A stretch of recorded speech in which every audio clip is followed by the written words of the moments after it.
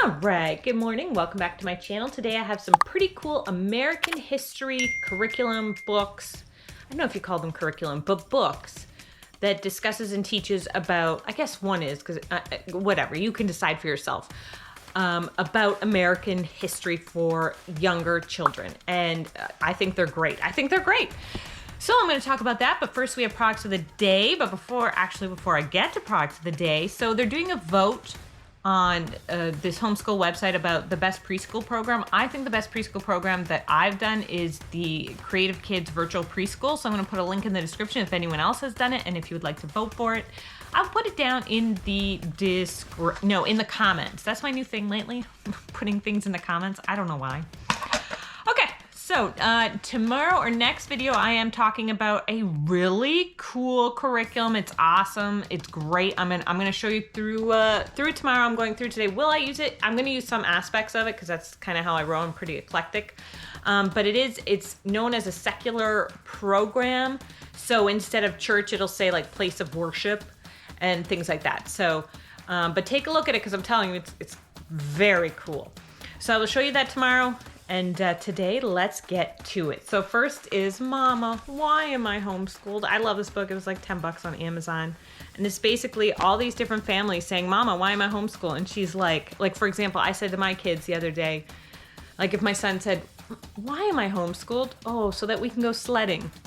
When it's, we can go sledding and tobogganing when it's snowing out, which it is right now, which is why I thought of that. So that's just all the different reasons why kids are homeschooled. And it's moms telling kids. I don't think there's any dads or anyone else involved in it. I think it's just moms saying, yeah, because of this, that we can lay in bed all day and read and stuff like that. So I just think it's Mama, why am I homeschooled?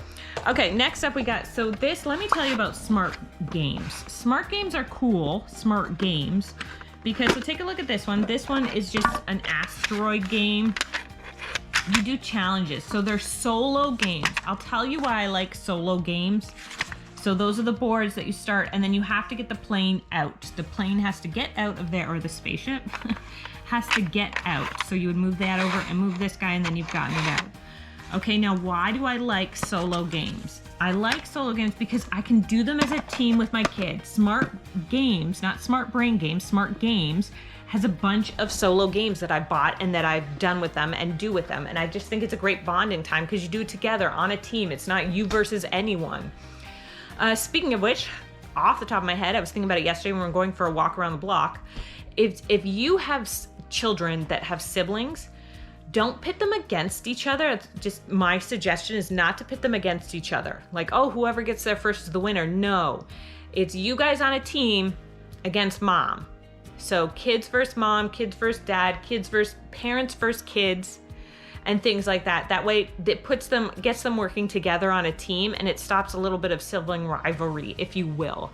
All right, so this was a game I talked about yesterday. It's my kindergartner, who is kind of almost out of kindergarten. He loved it for preschool, 4 to 6. This is like your ideal game because look at it. So it's called Found It, and you pull a card out and it's like something that is the same color as a flamingo. Okay, so then they got to search in the house for something that's the same color as a flamingo. So it's great if you don't want to move. When I was pregnant, I did not want to move at all. Something sticky, something you may need if you are unwell or you get hurt. I also told you about the other day, this brilliant book about maps. I was like, I love this book. 100 New Ways to See This World. I love this book. I don't know if you guys will like it as much as I do. We love geography and we love maps here. So it's divided into a couple different sections, as if I've ever read an introduction. Not really. Geography, history, national identity, crime and punishment, and nature. So for example, the fastest growing religions in the world in a mirror. I don't know what that means. If you were to put a mirror up to it. Interesting. Stuff, the world's time zones, the speed limits that people drive, the world median ages, countries with the largest immigrant populations, who Americans consider their allies, friends, and enemies, travel times from London in 1914. So it has some weird, obscure maps. Anyway, travel times from London in 2016. And then history, then you get into history, World War I casualties as a percentage of populations, colors of passports around the world. I just love it. So let me talk about some history books. So I'm talking about American history today for little kids. So I'm talking about some books that you may not know, because you don't need a curriculum, because a lot of curriculums that I have bought, because I think about all the history curriculums you can buy, especially American history, and you don't need it. In my opinion, you don't need it because it mostly consists of books anyway. Like, that's what it consists of. So here is some cool books that have come from different programs that you may like and may not like. So this is Disasters in History.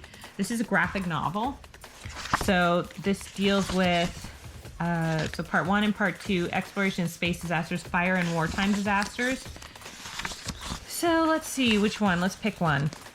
Chasing a Dream. I'm not sure. Oh, The Donner Party.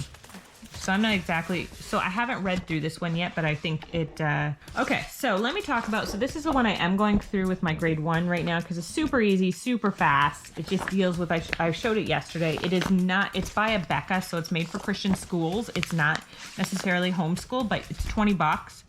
And it deals with like the basic freedoms that were discussed when the country was birthed, the freedom of assembly, the freedom of press. It explains about the flag and how there were 13 stars in the beginning, and now how they kept the 13 different stripes, but the amount of states we have is now represented by that. And this is with the Pledge and Allegiance, but this is what I mean is it's for school. Every morning at school, I stand with my class. Because you're homeschooled, it's one of the things that irritate me about Becca is that I just don't like references to school too often, and they do it once per book at least, that I've noticed of the books I have, of these particular type of books that I have. So yeah, I think it's great. A little introduction to America. So this book is History for Little Pilgrims. It's by Christian Liberty Press. So it's definitely Christian. It deals with like the beginning and the Bible and how it talks. But then once it gets to, I started reading, because this is all about how the church spreads. Interesting. But I started reading because we were dealing with American history. A New World is Found. That's where I started reading at. Page 66, and how basically America moves west, then the nation grows strong, why they moved to the New World, and different preachers that were really great, and different people that came up with great inventions during the beginning of America. So I don't read the questions at the end, but you can, but I do read words to know, and we go over the words to know. So you can go into the beginning if you want, about how Christ builds his church and the church spreads and all that stuff. I just skipped it. Again, because I just wasn't there in what we were teaching. And then let's see. So 66 we started. So look, the 13 colonies that began, and John Edwards, the great preacher, and it goes through like that, okay? So it's got a lot of pictures. The stories are relatively interesting. They're short. George Washington, freedom fighter, America's first president, the Lewis and Clark expedition. So it's got some pretty good information, pretty entertaining, so I like it. This I don't care for too much. It's not, if the kids were older, maybe. Susan B. Anthony. So I guess you can just, I feel like you could just, it's not like it's super entertaining to read. It's okay. It's okay, but I don't know. Just right now, it's not my ideal book, but because I buy so many history things, I saw it and it was really well rated, and I was like, this is great, let me get it. Yeah, fine. But, so this is History Smashers, which I haven't read yet. I'm just waiting just a little, because this is Plagues and Pandemic. History Smashers means the real true story that you generally don't see. I assume they're done, I forget if she's a teacher and a historian. So kind of interesting. I just didn't want to go into it yet because my kid, he's too into it, if you know what I mean, into these ancient ailments and stuff. But very interesting. I have a bunch of History Smashers. These books I highly recommend. They are great. Becca has them. So 3A would be grade 3, but they have them for every level. And then, so they teach about, as if you were there in that time, what your life would be like. So it really helps relating wise, because I have the ones from the first level. I don't like the kindergarten ones, but level 1 and up, I think it's level 1 and up, I find very interesting to read. The kids like them, and yeah, it's just very interesting. But again, Christian by Becca, and they're $20 a book, but they're usually about 100 pages, so it's up to you if that's worth it or not.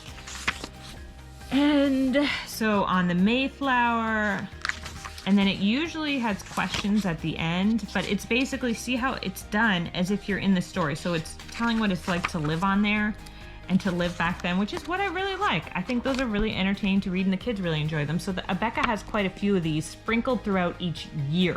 But in general, anyway, so those are some awesome history books if you want to take a look at them. Again, I bought every history program, and what I've noticed is that mostly for little kids, it's just reading history. Like there's just different books to read.